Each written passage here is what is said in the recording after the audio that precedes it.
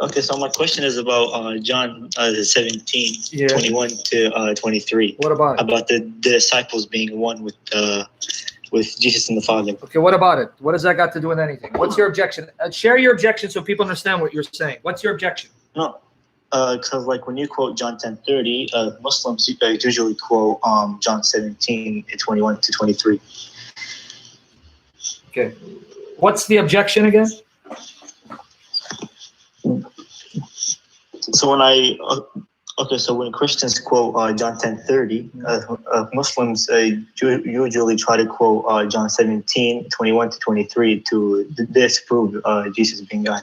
Okay, now why do Christians quote John 10:30? So people understand what the objection is, even though I've answered this about a dozen times, but we're creatures of repetition. We need to hear something over and over again until it becomes second nature. Why do Christians quote John 10:30? Because it shows that Jesus is one with the Father. And so what does that mean if he's one with the Father? He's God, one with the Father. Okay, yeah. So that articulate your position. We show John 10:30 that Jesus, I and the Father one, to prove what about Jesus? Don't be nervous. That he's God. Okay, he's God. Why? Because if he's one with the Father, this would mean he's got to have the same nature of the Father? Yes. Why? Why would that prove that? I'm confused on the question. Why would that prove that Jesus is God? Because he said he's one with the Father. Because he possesses the same nature as the Father. But where do you get that from that verse? I and the Father are one. How do you know it doesn't mean? If you read it from 27 to 30. Okay, you just answered your question. You just answered your question. It's John 10, 27 to 30 that shows us Jesus saying he's one with the Father, and the Father's ability to give everlasting life and preserve all true believers from ever perishing, something that no creature can do and no creature can claim but God Almighty alone. So then what does John 17 have to do with John 10:30 when in John 10:30 in the context Jesus saying, I am one with my Father in our ability to give everlasting life, guaranteeing the everlasting preservation, incorruptibility of all believers, something no creature can say. And John 17 is a totally different context from John 10. Right? Okay, yeah, then what does John what do you think it means? mean? Go to John 17, read for me 20 to 23. Tell me what it means.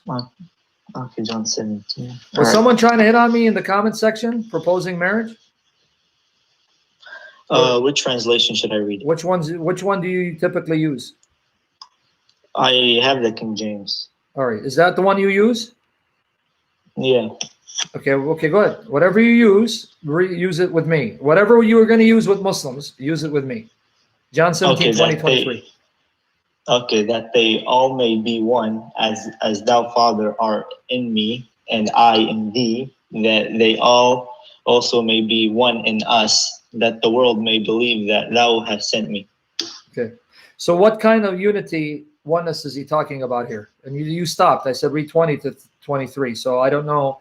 Why didn't you start at 20 and why didn't you continue all the way to 23? So what kind of unity is he talking about? From 20? Yes, brother. Okay. Okay. Neither pray I for these alone, but for them also which all believe on me through their word. Mm-hmm.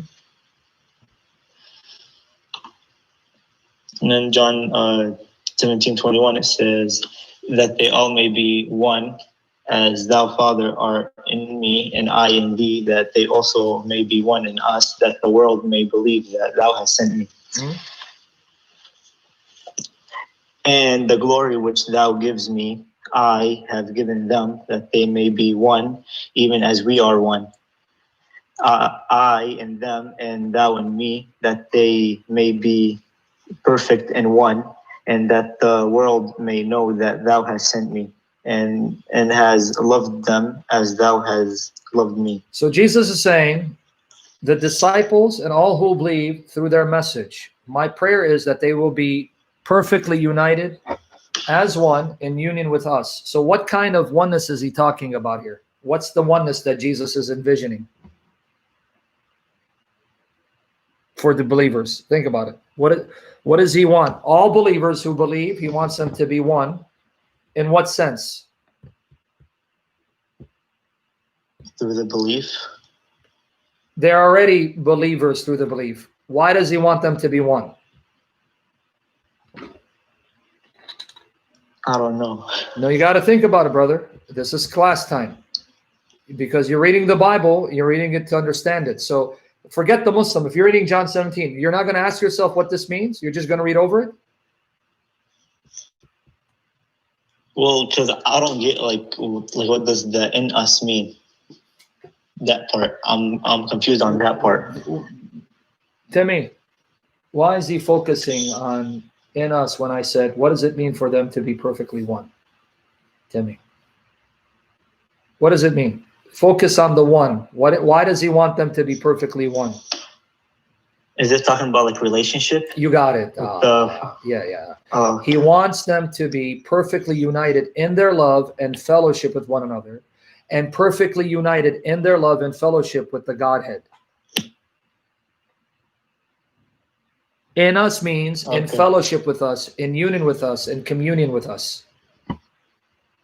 As I, Father, and you are in perfect union with each other. So it's not just the Father and Son are one in essence. They're also one in their fellowship and love and communion. They're perfectly united, inseparably united, and they enjoy perfect, inseparable communion, fellowship, and love. And that's what he wants for the believers, his spiritual body. Okay, that answers the question. Okay, but hold on, there's more meat that you're going to now use against the Muslim to bury the Muslim. Are you ready? Okay. Okay, read John 17, 20 and 21 slowly. John 17, 20, 21. Guys, I don't know why we're debating 1 John 5, 7. I have no clue.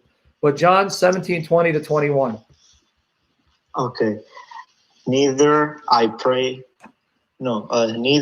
I for these alone, but for them also which shall believe on me through their word, that they all may be one, as thou, Father, art in me, and I in thee, that they also may be one in us, that the world may believe that thou hast sent me. Now notice it says, in union with us, they will become perfectly united. When they are in union with us, in fellowship with us, and walking in perfect love and communion with us, that will result in perfect communion among themselves. Right? Yeah. Okay, now, but you still didn't catch it now. 22, read 22 for me. Watch here. And the glory which thou givest me, I have given them, that they may be one, even as we are one. So notice here, he didn't say that they may be one with us, in the sense that you and me are one with them. May they be one as we are one. May their unity and their fellowship reflect our unity and fellowship and love. Okay. Did you catch it? Yeah. Notice that So they may be one as we are one. You caught it? Yeah. He didn't It's say, not talking about may we be one with them and they be one with us. No. May they be one as we are one, meaning may their unity, their love and fellowship reflect our perfect unity and love and fellowship. Okay. But wait, hold on. Still, we're not done. It gets better. Verse 23. I in them and thou in me. Oh, I see. That's what you didn't pay attention. You know why they are united to the Father and they are brought together to be united to each other? Because Jesus is in all of them. So the very passage a Muslim quoted buries them because it shows that Jesus is omnipresent. How can Jesus be in all believers, uniting all believers and connecting them all together?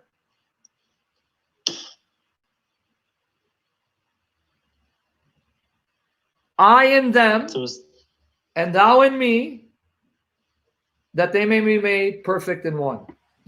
How can Jesus be in all of them, connecting all of them, uniting all of them together in union with him, and then connecting all of them to the Father, if he's a mere creature? Omnipresent.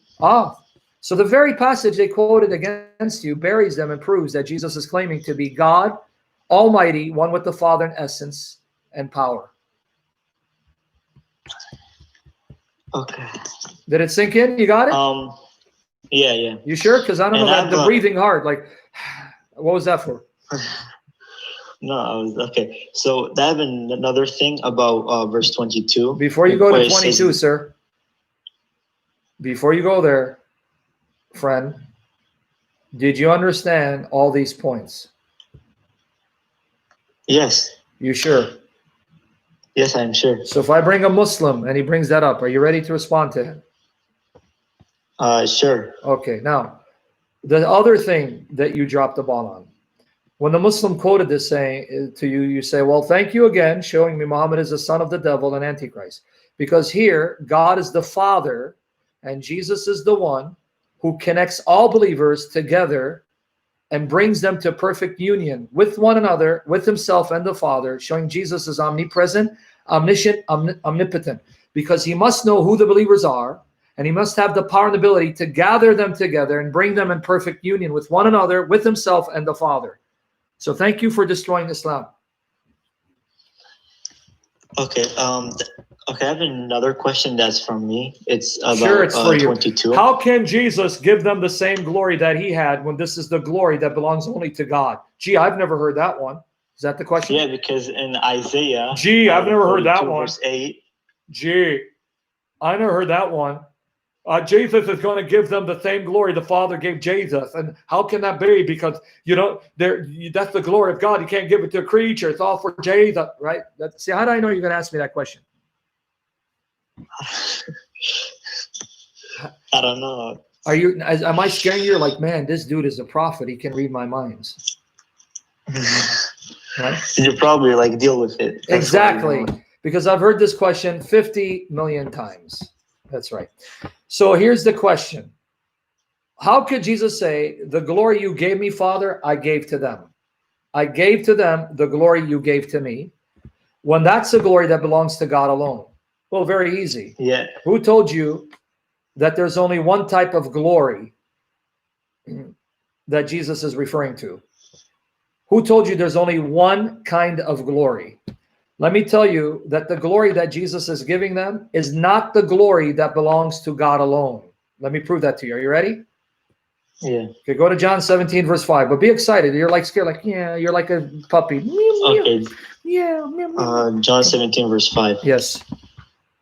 And now, O Father, glorify thou me with thine own self, with the glory which I had with thee before the world was. Can I ask you a question? Yeah. Was there any disciple dwelling with God the Father before the creation of the world, sharing in the same glory that the Father had before the world was created? No creature. So number one, Jesus shows you the kind of glory he shares with the Father is a glory that no creature shares with the Father, because no creature, human creature, earthly creature, was there with the Father in the same glory before the world was created, right? Yeah. That's number one, right? Yeah. Okay, now reread it one more time.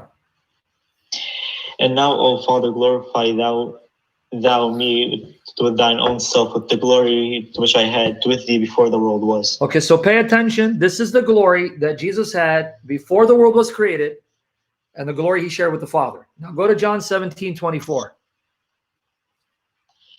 John 17, 24. Okay. Father, I will that they also whom thou hast given me be with me where I am, that they may behold my glory, which thou hast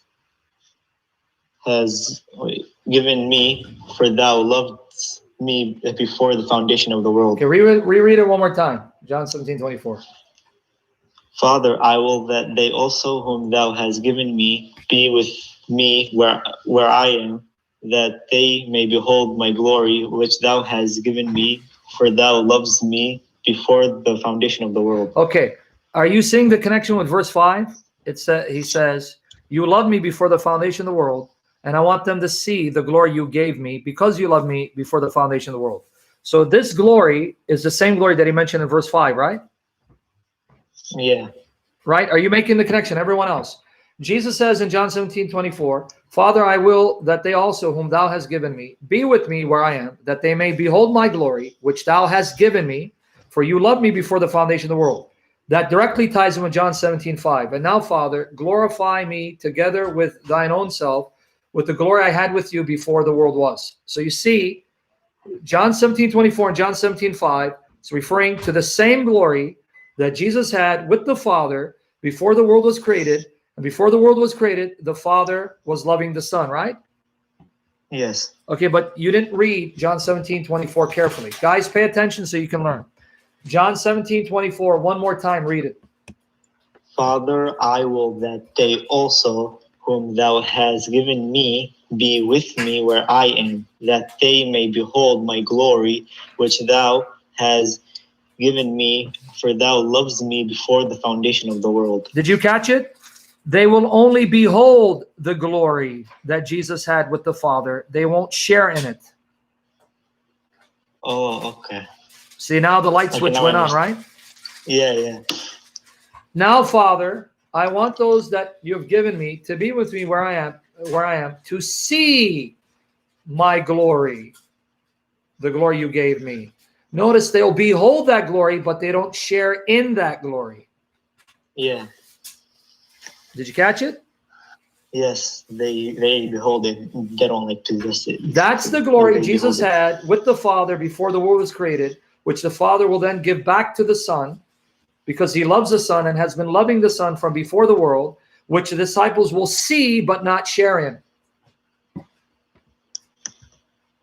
Right? Yes. So then what is the glory that Jesus does give to the disciples, which is not the glory that only God possesses, which Jesus possesses because he is God, a glory that he possessed before the world was created with the Father? What is the glory he's talking about? Are you ready? Yes. Okay, now go to John 17:22 again. Okay. One more time. And the glory which thou hast givest me, I have given them, that they may be one, even as we are one. Okay, so to understand what glory Jesus is referring to, read from John 17, verse 18, but we're going to read 17 to 20. So read John 17, the verse is 18, but read 17 to 20. John 17, 17 to 20. Sanctify them through my truth. Thy word is truth. Thy word. Thy word. Sanctify them through thy truth. Thy word is truth. Yeah, go ahead. As thou hast sent me into the world, even so I have also sent them into the world. Pay attention. Like you sent me in the world, I'm going to send them into the world. Keep that in mind. So what is God, Jesus praying? Set them apart by your truth, so that now they will be ready to be sent out into the world by your truth to do what? Keep reading. And for these sakes I sanctify myself, that they also might be sanctified through the truth. And 20? Neither I pray for these alone, but for them also which shall believe on me through their word. Okay, you make the connection with 18 and 20. Father, like you set me apart and sent me into the world, I will send them in the world. To do what? I'm sending them into the world so that through their preaching, through the word they'll preach, many will believe on me. You catching that so far as I walk you through this? Yeah. So notice Jesus saying, like the Father sent me in the world to preach the gospel, to get people saved, I now will send them into the world to do the same, to do likewise, preach the gospel, and through their preaching, people will believe, right? Yes. Okay, so you know what glory Jesus is saying that he's giving them? The glory that he manifested on earth through his ministry of miracles. That's the glory. Okay. Let me show you. Go to John 14, read 12 to 14.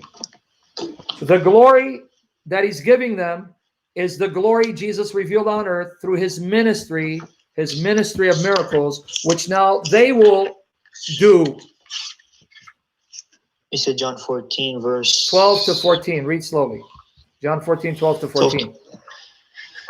Verily, verily, I say unto you, He that believes on me, the works that I do shall he do also, and greater works than these shall he do, because I go unto my Father. And whatever so ye shall ask in my name, that will I do. So that Jesus, when he goes to the Father, when Jesus goes to the Father, he will then empower them when he's with the Father to do greater miracles, meaning more miracles than he did. So, but who'll do it? Jesus, when he goes to the Father and they ask in his name. I will do what you ask in my name, right? Keep going. Yes. It says, if ye shall ask anything in my name, I will do it. Read 13 again. And whatsoever ye shall ask in my name, that will I do, that the Father may be glorified in the Son. Glorified. There's the glory. Yeah. Right? I will give them the glory you gave me, the glory that I manifested on earth by the ministry of miracles, which bore witness that the Father and the Son are one.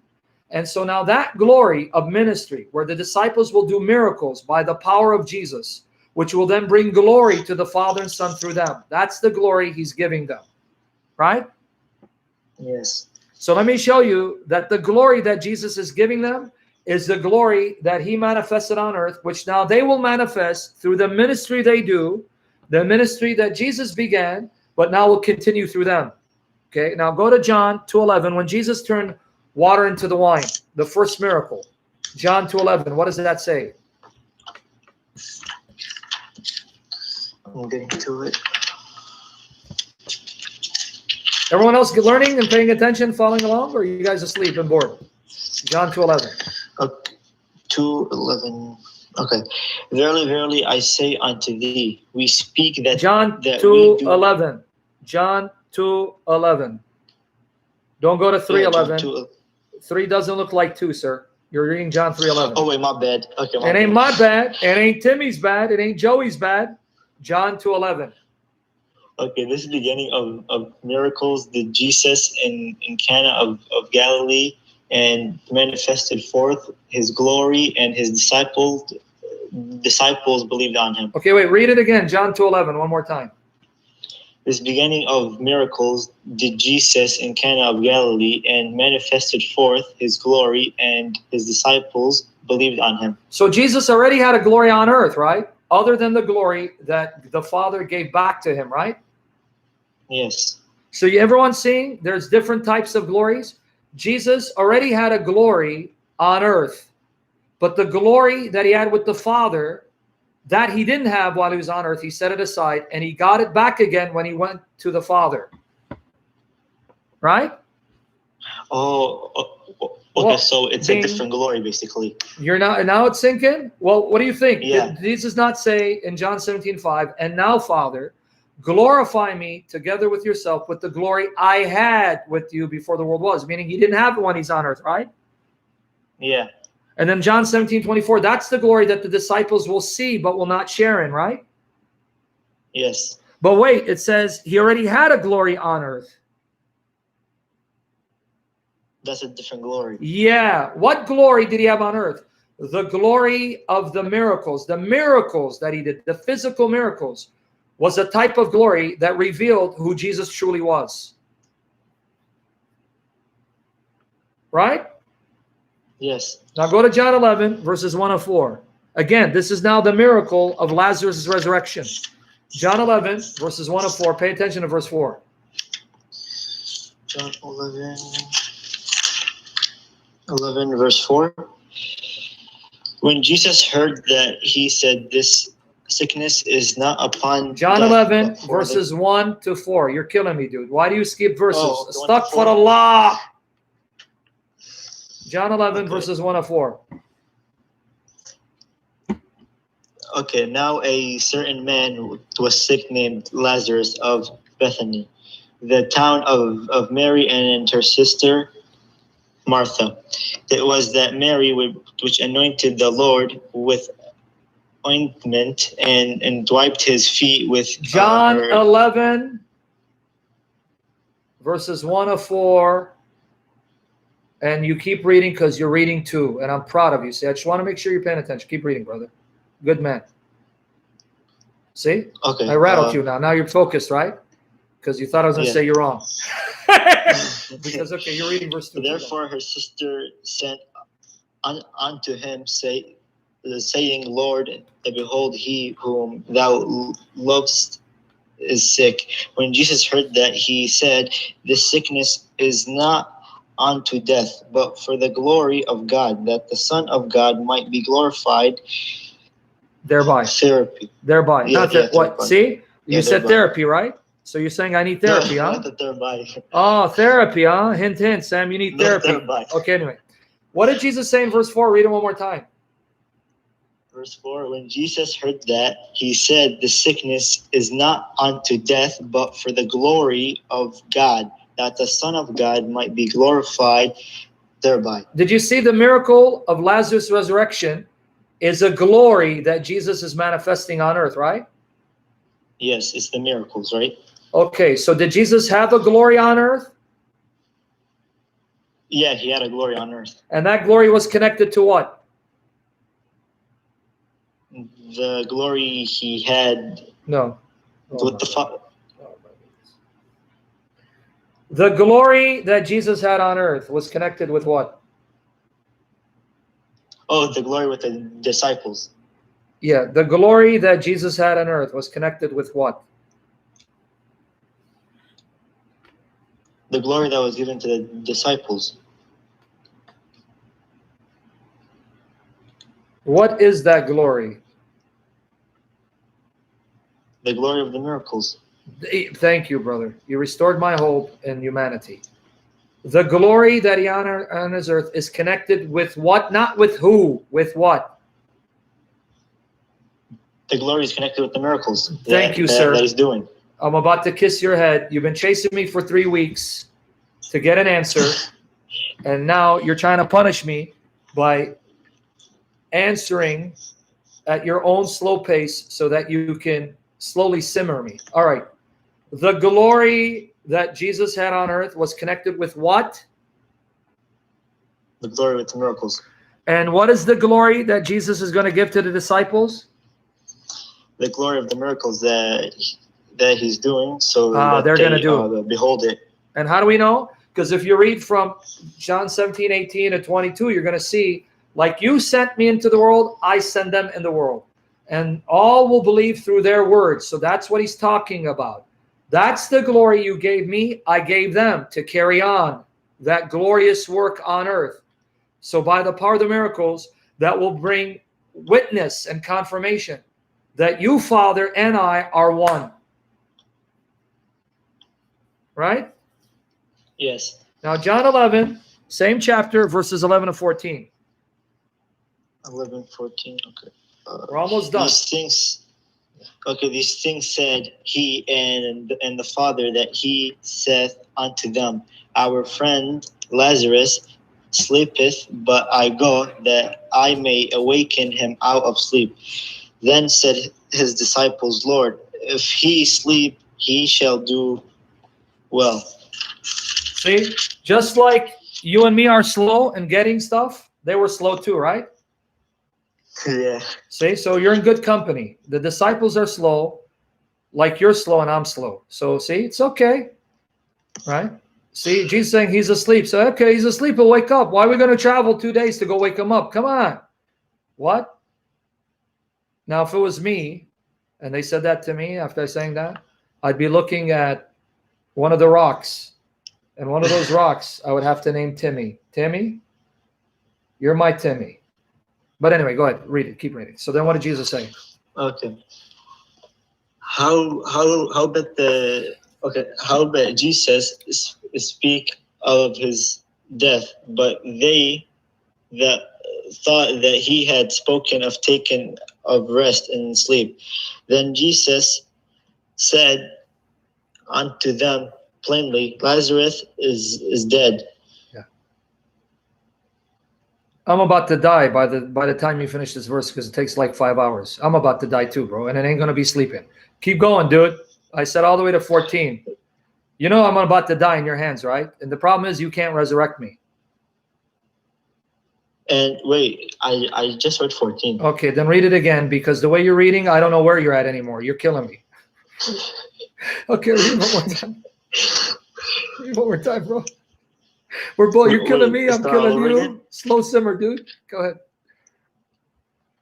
Read 14 again. Oh, 14. Yeah. Then said Jesus unto them plainly, Lazarus is dead. Okay, so he had to explain it because they were super slow, like you and me, right? Yeah. And then, but so there's hope. That means if they were slow, right, and yet still, Yeah. right, and yet still, by the grace of God, God transformed them and used them mightily. There's hope for you and me. But just do me a favor. Make sure by the time this is done, you don't kill me dead, because it ain't sleep.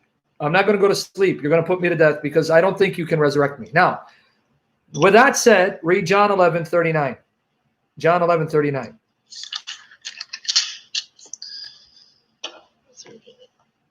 Okay, Jesus said, Take ye away the stone. Martha, the sister of him that was dead, saith unto him, Lord, by this time he stinketh, for he hath been dead 4 days. Now look how slow she is. Jesus just said, your brother will rise. And what is she thinking? Oh, but his body is decomposing. His body is stinketh. It stinketh. We're going to puke. See? There's hope for you and me. She's slow too. She didn't get it, right? Yeah. Now read John 11:40. What's his answer? Jesus says unto her, Said I not unto thee that if thou wouldest believe those wait, okay, I just lost it. Yeah, it's okay, because you're laughing at me because I'm just a clown in your town. That's why you stick around. All right, go ahead, read it again. Jesus said unto her, Said I not unto thee that if thou wouldest believe, thou shouldest see the glory of God. Thou shouldest see the glory of God. Did you see the glory again? Yeah. Okay, are you connecting it? They saw Yes, the glory of God miracles. through the resurrection, right? Yeah. Okay, so what's the point? Jesus gives the disciples one type of glory that Jesus manifested on earth, but there's another type of glory that Jesus shares with the Father before the world was created that's not given to any creature and not given to disciples. That glory that Jesus shared with the Father before the world was is a glory that the disciples will see but will not possess. Okay. Is it making sense now? Yes. Now I want you to walk away happy. You know, I want you to walk away happy. Why? Because you're not the only slow Christian that ever existed. The disciples were so slow. They go, hey, he's asleep. Well, hey, Lord, if he's asleep, why are we going to walk all these miles to go wake him up? His sister wake him up. Oh, my goodness. Are you serious? Lazarus is dead. Oh. Then Jesus tells Martha, your brother shall rise again. I'm the resurrection life. He who believes in me, though he were dead, yet shall he live. And he who believes and lives shall never die. Do you believe this? And she goes, yes, Lord. I believe you are the Christ, the Son of God, he who is to come into the world. That's John 11:23-27. They get to the stone, move the stone. Lord, he's been dead for days. He stinketh. If you move the stone, it's going to be putrid. And the smell, we're going to puke. She's going to puke. See, so there's hope for you and me, man. Right? Yeah. Okay, so did you get your answer now? Yeah.